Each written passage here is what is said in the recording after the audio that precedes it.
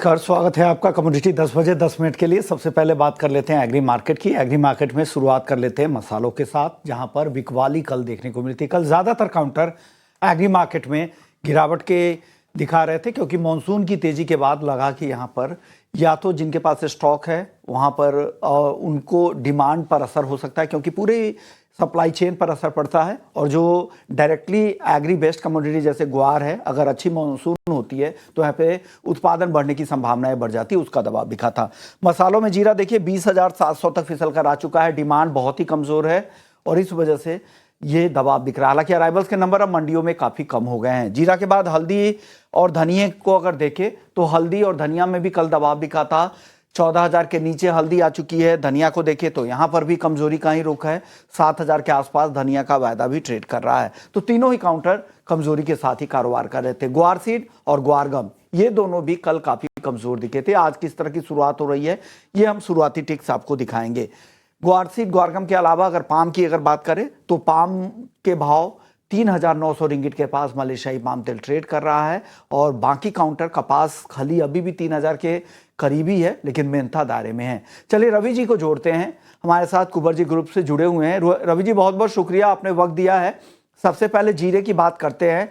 Sir जीरा तो काफ़ी नीचे आ गया है। कल हमने देखा 0.25% की गिरावट दिखी थी। आज क्या होगा सर जीरे में?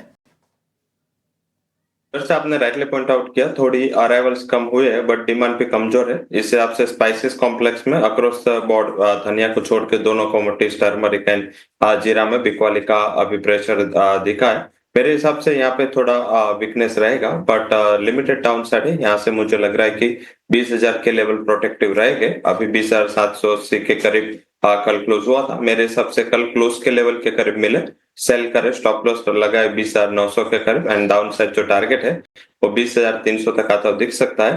टर्मरिक में भी 13,700 के करीब कल क्लोज हुआ था, सेल करे, स्टॉप लॉस लगाए 13,850 एंड डाउन साइड मुझे लग रहा है कि टर्मरिक में 13,600 13,500 तक के लेवल की उम्मीद करनी चाहिए, क्योंकि यहाँ पे मुझे लग रहा है कि सोइंग का काफी अच्छा मंथ के बढ़त आपको ये साल आता दिखेगा।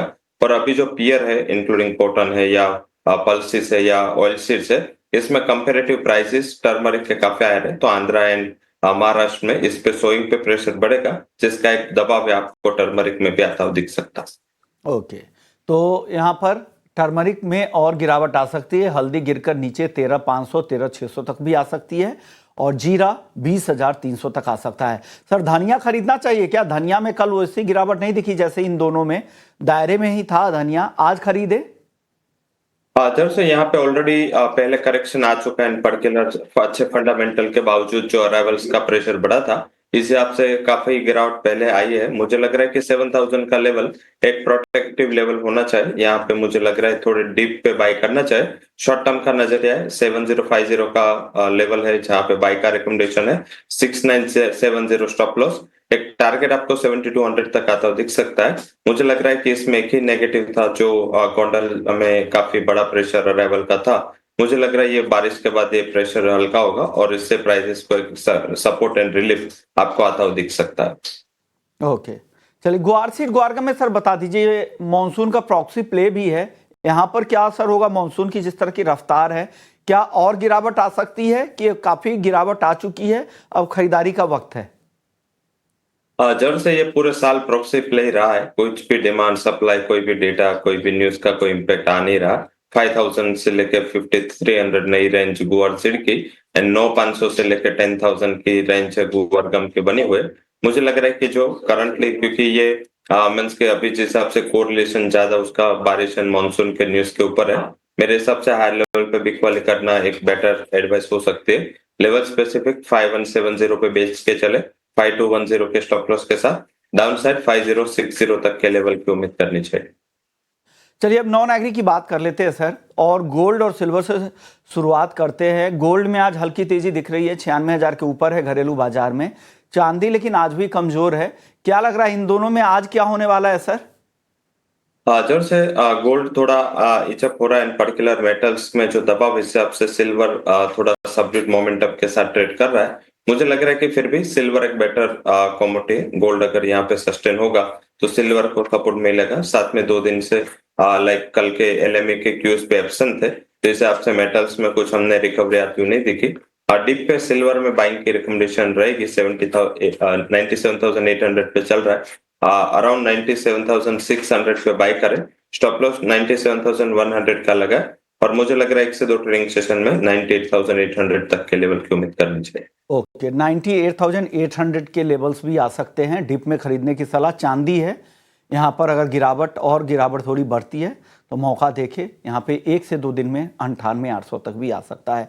कच्चे तेल की बात करते हैं सर। कच्चे तेल में आज हल्की नरमी है, क्या हो रहा है सर? यहाँ पर किस तरह की चाल दिख रही है? फंडामेंटल्स तो यहाँ ईरान के साथ तो डील अब होने की संभावनाएं कम होती जा रही है, क्योंकि वो यूरेनियम इनरिचमेंट से पीछे हटने के लिए तैयार है नहीं। डील अधर में लटकता दिख रहा है। लेकिन अभी बैठक होने वाली है ओपेक प्लस की, जहां पर फिर से लगातार तीसरे महीने कहा जा रहा है कि 4,11,000 बैरल उत्पादन बढ़ाया जाएगा। क्या होगा? इन खबरों का क्या असर होगा सर? क्रूड किस तरफ जाएगा यहाँ से? जब से पहले न्यूज तो आई थी कि शायद ये मींस के करंट जो मीटिंग है उसमें ये डिसीजन नहीं लिया जाएगा। कल फिर से इवनिंग को क्लेरिफिकेशन आया कि वो लोग शायद जुलाई के बाद वो प्रोडक्शन का इंक्रीज बंद करें। बट मुझे लग रहा है अगर जुलाई का भी डेडलाइन है तो भी प्राइस के लिए पॉजिटिव है। पोस्ट करेक्शन मुझे लग रहा है कि 5200 का एक बेस सपोर्ट बनेगा। इंटरनेशनल मार्केट में भी काफी हद तक अपने सपोर्ट के पास है। मुझे लग रहा है कि यहाँ पे डायरेक्टली फ्यूचर ना अप्रोच करें, इसके कॉल ऑप्शन से तेजी करें। ये सप्ताह अंत तक मुझे लग रहा है प्राइसेस 5350 तक आते हुए दिख सकते हैं। यहाँ पे 100-110 पॉइंट के उछाल में एक्सपेक्ट कर रहा हूँ। इस हिसाब से आपको उसका जो 5200 की स्ट्राइक का कॉल है वो बाय करना है। 186 के करीब 290 का टारगेट होगा, 110 का स्टॉप लॉस। ऑप्शंस के जरिए जाए बेहतर है। 5,200 के स्ट्राइक की कॉल खरीदे, 186 के आसपास का प्रीमियम है, उसकी आसपास खरीदे। 290 तक ये जा सकता है प्रीमियम, अच्छी तेजी यहाँ से। और 110 का एसएल भी लगा लीजिएगा। नेचुरल गैस में क्या राय है सर? यहाँ पर ऑप्शंस में कोई ट्रेड है क्या रवि जी? मेरे हिसाब से फ्यूचर बेटर रहेगा, क्योंकि मेरा जो रिकमेंडेशन है वो अभी नेक्स्ट कॉन्ट्रैक्ट में होगा। इतना ज्यादा वॉल्यूम नेक्स्ट कॉन्ट्रैक्ट में डेवलप हुआ नहीं। मुझे लग रहा है कि करंट कॉन्ट्रैक्ट एक्सपायरी तक शायद प्राइसेस यहाँ सस्टेन हो, पोस्ट एक्सपायरी का अच्छा करेक्शन आएगा। जून फ्यूचर फिर भी अच्छे प्रीमियम के साथ ट्रेड कर रहा है। करीबन करंट एंड नेक्स्ट कॉन्ट्रैक्ट के बिटवीन 35 रुपए का डिफरेंस है, जो होना नहीं चाहिए। अभी वेदर में इतना चेंज ग्लोबली नहीं हुआ है।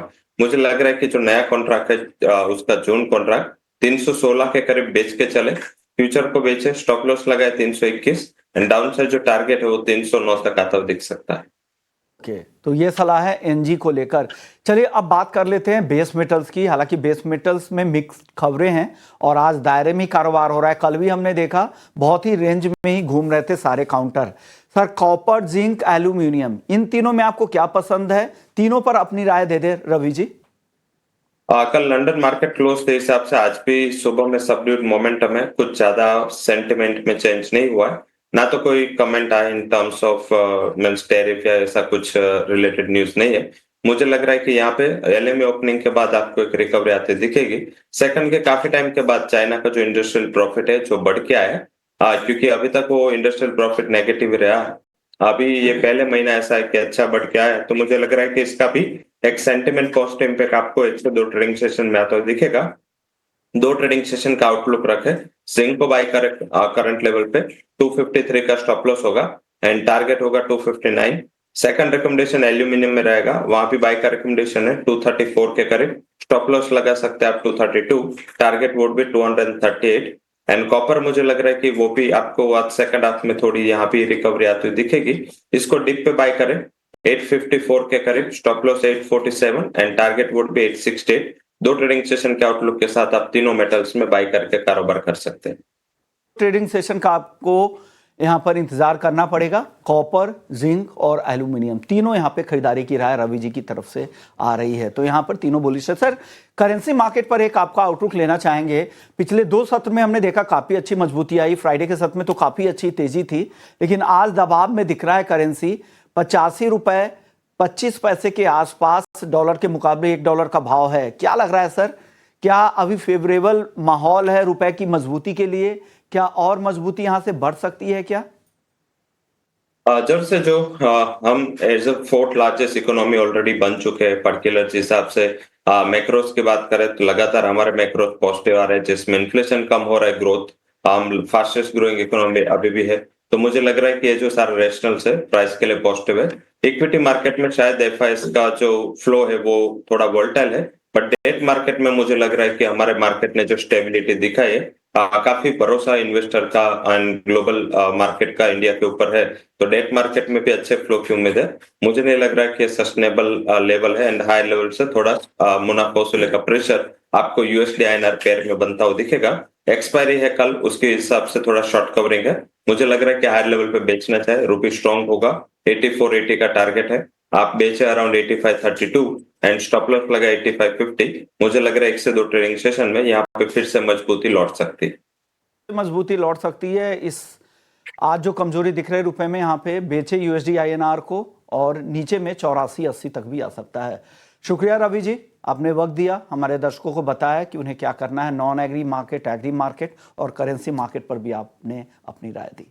चलिए, कमोडिटी 10 बजे के यहीं समेटेंगे। ब्रेक के बाद हमारे साथ शिवानी कुरियन होंगी कोटक म्यूचुअल फंड से। उनसे जानेंगे कि बाजार पर उनकी क्या रणनीति है, कौन से सेक्टर उन्हें पसंद आ रहे हैं, मजबूत मॉनसून से किन शहरों में उन्हें मौके दिख रहे हैं। सब चर्चाएं होंगी ब्रेक के बाद।